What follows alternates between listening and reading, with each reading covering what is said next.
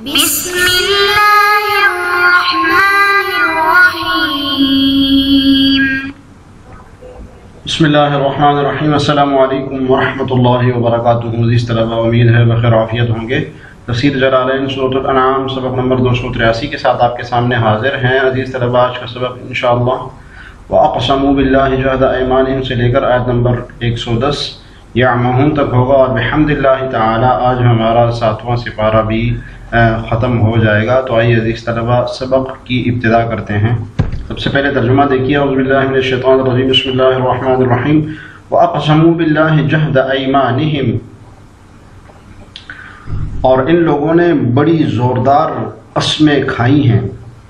لَإِنْ جَاءَتْهُمْ آیَةٌ، کہ اگر ان کے پاس واقعی کوئی نشانی یعنی ان کا مطلوبہ معجزہ آ گیا، لَيُؤْمِنُنَّ بِهَا، تو یہ یقیناً ضرور اس پر ایمان لے آئیں گے۔ قُلْ إِنَّمَا الْآيَاتُ عِنْدَ اللَّهِ، آپ ان سے کہہ دیجئے کہ ساری نشانیاں اللہ کے قبضے میں ہے۔ وَمَا يُشْعِرُكُمْ أَنَّهَا إِذَا جَاءَتْ لَا يُؤْمِنُونَ، اور مسلمانوں تمہیں کیا پتا کہ اگر وہ معجزے آ بھی گئے تب بھی یہ ایمان نہیں لائیں گے، اس آیت کا شان نزول بیان کیا جاتا ہے کہ قریش نے حضرت صلی اللہ علیہ وسلم سے عرض کیا ایک مرتبہ کہ آپ ہمیں بتاتے ہیں کہ حضرت موسیٰ علیہ السلام کے پاس ایک عصا تھا جس کو پتھر پر مار کر وہ 12 چشمیاں جاری کر دیتے تھے، اور اس کو جب پھینکتے تھے تو وہ سام بن جاتا۔ اسی طریقے سے حضرت عیسیٰ علیہ السلام کے بارے میں آپ ہمیں بتاتے ہیں کہ وہ مردوں کو زندہ کر دیتے تھے۔ حضرت صالح علیہ السلام نے قوم سمود کے لیے پتھر سے ایک اونٹنی برآمد کر دی تھی۔ لہذا آپ بھی ایسا کوئی معجزہ ہمیں دکھا دیں تو پھر ہم ایمان لے آئیں گے، ہم آپ کو سچا مان لیں گے۔ تو آپ صلی اللہ علیہ وسلم نے دریافت کیا، فرمایا کہ تم مجھ سے کیا معجزہ چاہتے ہو؟ تو قریش نے کہا کہ آپ ہمارے لیے جو صفا کی پہاڑی ہے، کوہ صفا ہے، اس کو سونا بنا دیں۔ بعض روایت میں آتا ہے کہ انہوں نے یہ فرمائش کی کہ آپ ہمارے کچھ جو مردہ لوگ یعنی وفات پا چکے ہیں ان کو زندہ کر کے اٹھا دیں، تو تاکہ ہم پھر ان سے پوچھ لیں گے کہ آپ حق پر ہیں یا نہیں ہیں، یا یہ کہ آپ ہمارے سامنے فرشتوں کو لے آئیں تو ہم ان سے پوچھ لیں گے، وہ آپ کی تصدیق کر لیں گے۔ چنانچہ آپ صلی اللہ علیہ وسلم نے ان سے فرمایا کہ اچھا ٹھیک ہے، معاہدہ کرو کہ اگر یہ معجزہ ظاہر ہو گیا تو تم مسلمان ہو جاؤ گے۔ تو پھر اس پر انہوں نے کہا کہ خدا کی قسم اگر آپ نے ایسا کر دیا تو ہم آپ کی اتباع کر لیں گے، یعنی آپ پر ایمان لے آئیں گے۔ تو چنانچہ نبی صلی اللہ علیہ وسلم نے اللہ تعالیٰ سے دعا کی کہ اے اللہ اس کوہ صفا کو سونے کا بنا دے۔ تو اسی وقت حضرت جبرائیل علیہ السلام اللہ تعالیٰ کی طرف سے پیغام لے کر آپ کے پاس آ گئے، فرمایا کہ اگر آپ چاہتے ہیں تو کوہ صفا سونے کا ہو جائے گا، لیکن اگر اس کے بعد بھی انہوں نے تصدیق نہ کی تو اللہ تعالیٰ فرما رہے کہ میں پھر ان پر عذاب نازل کر دوں گا۔ اور اگر آپ صلی اللہ علیہ وسلم کی خواہش ہو تو میں ان کو یوں ہی رہنے دوں تاکہ ان میں سے جو توبہ کرنے والے ہیں وہ توبہ کر لیں۔ تو آپ صلی اللہ علیہ وسلم نے فرمایا کہ ان کو یوں ہی چھوڑ دیا جائے، ان پر عذاب نہ آنے دیا جائے، تاکہ ان میں سے جو بعد میں توبہ کر لیں ان پر ان کی توبہ اللہ تعالیٰ قبول فرما دیں۔ تو اس پر یہ آیت نازل ہوئی وَأَقْسَمُوا بِاللَّهِ جَهْدَ أَيْمَانِهِمْ، جس میں مشرکین کی وہ حالت بیان کی گئی ہے کہ وہ قسمیں کھا کر کہہ رہے ہیں کہ اگر انہیں ان کا مطلوبہ معجزہ دکھا دیا گیا تو وہ ضرور ایمان لے آئیں گے۔ اور تعالیٰ نے نبی صلی اللہ علیہ وسلم کو جواب میں مخاطب کر کے فرمایا ہے کہ آپ ان سے کہہ دیجئے کہ معجزات کا ظاہر کرنا یہ اللہ تعالیٰ کے اختیار میں ہے۔ انما الآیات عند اللہ، یہ اللہ تعالیٰ کے اختیار میں ہے، میرے اختیار میں کوئی معجزہ نہیں ہے۔ وہ اپنی حکمت سے کوئی معجزہ اگر ظاہر فرما دیں گے تو فرما دیں گے، ورنہ وہ میرے اختیار میں نہیں ہے۔ پھر مسلمانوں کا آگے خطاب ہے، چونکہ کچھ مسلمان ان کی قسمیں سن کر متذبذب ہو گئے تھے کہ ہو سکتا ہے کہ اگر معجزہ آ جائے تو پھر وہ ایمان لے آئیں، تو ان کی چاہت ہوئی کہ معجزہ دکھا دیا جائے، تو اس پر ان کو بھی خطاب ہے کہ آپ کو کیا لگتا ہے وہ ایمان لے آئیں گے؟ وہ ایمان کبھی بھی نہیں لائیں گے۔ جی تفسیر دیکھیے جس طرح وَأَقْسَمُوا اَيْ كُفَّارُ مَكَّةَ، اقسموا کی ہم ضمیر کا مرجع مراد ہے کہ کون مراد ہے، اس سے کون قسمیں کھاتے ہیں؟ وہ کفار مکہ۔ یعنی قریش باللہ اللہ تعالیٰ کی قسمیں کھاتے ہیں، جہد ایمانہم بڑی پختہ قسمیں، اپنی قسموں کو پختہ کرتے ہیں یعنی اللہ تعالیٰ کے نام کے ساتھ، ای غایت اجتہادہم فیہا یعنی ان کی کوشش کی انتہائی غایت ہوتی ہے، آخری درجہ ہوتا ہے ان قسموں میں. تو جہد ایمانہم کی تفسیر غایت اجتہادہم سے صاحب جلالین کے اس طرف اشارہ کر رہے ہیں کہ جہد ایمانہم اقسموا سے مفعول مطلق بن رہا ہے، اگرچہ یہ اس کے مادہ سے نہیں ہے. اقسموا مفعول مطلق کے لیے یہ اصول ہے کہ وہ اس کے مادہ سے ہو، لیکن اس کے مادہ سے نہیں ہے.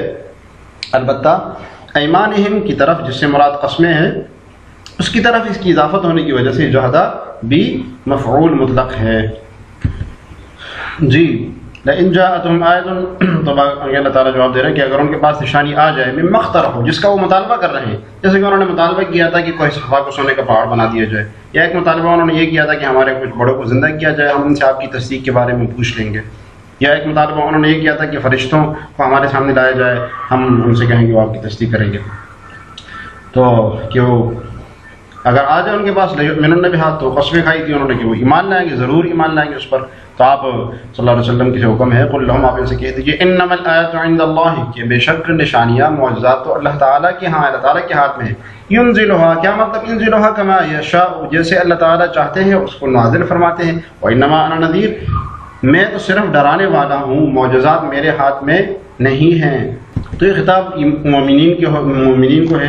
وما یشعرکم میں جو ہے یہ ما استفہامیہ ہے کہ کیا چیز آپ کو، کہ آپ کو کیا خبر، مومنین سے خطاب ہے کہ آپ لوگ کیا خبر. تو ما استفہامیہ یہاں پر یہ مبتدا بن رہا ہے. یشعرکم یہ پورا جملہ خبر ہے اور یشعر فاعل ہے. کم ضمیر اس کا یعنی ضمیر جو ہے مبتدا ما استفہام کی طرف لوٹ رہی ہے، فاعل ضمیر اس کی جو ہے، اور کم مفعول اول ہے اور مفعول ثانی یہ بھی ایمانہم ہے جو صاحب جلالین نے یہاں پر محذوف نکالا ہے. بھی ایمانہم یہ اس کا مفعول ثانی ہے. کیا مطلب آپ لوگوں کو کیا خبر، آپ کو کیا معلوم ان کی ایمان کے بارے میں کہ ایمان لائیں گے، یعنی آپ نہیں جانتے ہیں ان کے بارے میں کہ ایمان لائیں گے. تو مقصد یہ کہ ایمان نہیں لائیں گے. وما یشعرکم، اور آپ کو کیا خبر، آپ لوگوں کو مسلمانوں سے خطاب. یدرککم، آپ لوگوں کو کیا ادراک ہے بھی ایمان ان کے ادراک کا. اذا جاءت، جب وہ نشانیاں آ جائیں گی. کیا مطلب ای انتم لا تدرون ذالک، تو ما استفہامیہ ہے، استفہام انکاری ہے. یہ کیا مطلب انتم لا تدرون ذالک، یعنی آپ لوگوں کو اس کی خبر نہیں ہے کہ وہ ایمان لائیں گے. انہا اذا جاءت لا یؤمنون، کہ وہ جب نشانی ان کے پاس آ جائیں گی وہ ایمان نہیں لائیں گے. انہا میں دو قراتیں ہیں، آگے صاحب جلالین نے بیان کیا ہے، ایک انہا ہے اور ایک انہا ہے. تو انہا یہ جو ہے کلام کے ابتدا میں آتا ہے اور انہا کلام کے درمیان میں آتا ہے. تو ایمان نہیں لائیں گے لما سبق فی علم، اس لیے کہ میرے علم میں ما قبل ہے، پہلے سے میرے علم میں ہے. اللہ تعالیٰ فرما رہے ہیں کہ میرے علم میں ہے کہ ایمان نہیں لائیں گے. وفی قراءۃ بالتاء، بعض ایک قراءت میں یؤمنون تا کے ساتھ، یعنی مخاطب کی صیغے کے ساتھ ہے. جو مخاطب کی صیغے کے ساتھ جب ہوگا تو پھر مومنین سے خطاب ہوگا کہ جب اگر وہ نشانی آ جائیں گے تم ایمان پھر بھی نہیں لاؤ گے. خطاب للکفار، اس صورت میں جب تؤمنون ہوگا تو خطاب کفار سے ہوگا. وفی اخرى، اور ایک قراءت میں بفتح انا کے ساتھ ہے، یعنی یہ جو انہا ہے یہ انا کے ساتھ ہے. بمعنی اللہ لعل، اور وہ لعل کے معنی میں ہوگا. او معمولۃ لما قبلها، یا یہ کہ جب انا ہوگا تو پھر ما قبل کا معمول ہوگا، یعنی یہ شعرکم کے ساتھ اس کا تعلق ہوگا چونکہ درمیانے کلام میں ہوگا، اور انا کی صورت میں ابتدائی کلام میں ہوگا. اس لیے کہا کہ وہ معمولۃ لما قبلها. تو انا جب ابتدائی کلام میں آتا ہے تو پھر وہ لعل کے معنی میں ہو جاتا ہے، یا یہ کہ ما قبل کے ساتھ اس کا تعلق ہوتا ہے، درمیان کلام میں ہوتا ہے تو وہ پھر معمول ہوتا ہے، یعنی ما قبل کے ساتھ اس کا تعلق ہوتا ہے. وَنُقَلِّبُ أَفْئِدَتَهُمْ وَأَبْصَارَهُمْ كَمَا لَمْ يُؤْمِنُوا بِهِ، اور ہم بھی ان کے دلوں کو اور ان کی نگاہوں کو پھیر دیں گے. وَنُقَلِّبُ، ہم پھیر دیں گے أَفْئِدَتَهُمْ ان کے دلوں کو، وَأَبْصَارَهُمْ اور ان کی آنکھوں کو، كَمَا لَمْ يُؤْمِنُوا بِهِ جیسا یہ لوگ اس پر پہلی دفعہ ایمان نہیں لائے. كَمَا لَمْ يُؤْمِنُوا بِهِ جیسے کہ یہ ایمان نہیں لائے اس پر اول مرۃ پہلی دفعہ، یعنی ان نشانیوں پر پہلی دفعہ ایمان نہیں لائے. وَنَذَرُهُمْ فِي طُغْيَانِهِمْ يَعْمَهُونَ، اور ہم ان کو ان کی سرکشی میں حیران رہنے دیں گے. جی ونقلب میں جو واو ہے یہ تعلیل کے لیے ہے، یعنی وہ ایمان کیوں نہیں لائیں گے؟ کیونکہ ہم نے ان کے دلوں پر مہر جباریت ثبت کر دی ہے، اور اس کی وجہ بھی اللہ تعالیٰ نے بیان فرما دی۔ کیوں؟ کما لم یؤمنوا، یہ وجہ بتا رہے ہیں اللہ تعالیٰ، یعنی جب پہلی بار ان کے پاس ہماری نشانیاں آئی تھی تو انہوں نے ضد عناد کی وجہ سے انکار کر دیا تھا، تو اس وجہ سے اللہ تعالیٰ نے ان پر مہر جباریت ثبت کر دی۔ ایسا نہیں ہے کہ پہلے سے ہی ان کے دلوں پر اللہ تعالیٰ نے مہر جباریت ثبت کر دی ہے، بلکہ پہلے جب ان کے پاس ایسی نشانیاں آئی تھی تو تب بھی وہ ایمان نہیں لائے تھے، سرکشی کی وجہ سے انہوں نے اس کا انکار کیا تھا۔ جی دیکھیے ونقلب افئدتہم، ہم پھیر دیں گے ان کے دلوں کو، ترجمہ تفسیر کر رہے ہیں صاحب جلالین، نحول قلوبہم، ہم پھیر دیں گے ان کے دلوں کو، عن الحق، کس سے؟ حق سے۔ افئدہ سے مراد قلوب ہے، افئدہ، فلا یفہمونہ، تو پھر وہ سمجھیں گے نہیں، جب دل پھیر جائیں گے تو سمجھ ان سے سلب ہو جائے گی، وابصارہم، اور ان کے دلوں کو پھیر دیں گے، عنہ، حق سے، فلا یبصرونہ، تو وہ حق کو دیکھ نہیں سکیں گے، ولا یؤمنون، اور ایمان نہیں لائیں گے، کما لم یؤمنوا بہ اول مرہ، جیسے کہ پہلے وہ ایمان نہیں لائے تھے، ای بما انزل من الآیات، جب آیتیں ان پر نازل ہوئی، نشانیاں جب ان پر نازل ہوئی تو تب ایمان نہیں لائے پہلی مرتبہ، تو اب بھی نہیں لائیں گے۔ تو جب ایمان نہیں لائیں گے، حق سے پھر جائیں گے، حق کو دیکھ نہیں سکیں گے، ان کے دلوں پر مہر جباریت ثبت ہو جائے گی، تو فرمایا کہ نذرہم ای نترکہم، تو ہم چھوڑ دیں گے ان کو، فی طغیانہم، ان کی سرکشی میں، ضلالہم، ان کی گمراہی میں، یعمہون، سرگرداں، حیران و پریشان، تاریکیوں میں بھٹکتے ہوئے، یترددون، حیران، متردد، متحیرین، حیرانگی میں بھٹکتے ہوئے ہم ان کو چھوڑ دیں گے۔ یہ جس طرح آج کے سبق کے ساتھ ہی ہمارا 7واں سپارہ بحمد اللہ تعالی ختم ہو گیا۔ دعا ہے کہ اللہ تعالیٰ اس طریقے سے ہمیں جلالین کو پڑھنے سمجھنے اور اس کو پورا کرنے کی توفیق عطا فرمائے۔ آج کا سبق ہم نے وَأَقْسَمُوا بِاللَّهِ جَهْدَ أَيْمَانِهِمْ سے لے کر آیت نمبر 110 یعمہون سے پارہ نمبر 7 کے اخیر تک پڑھا۔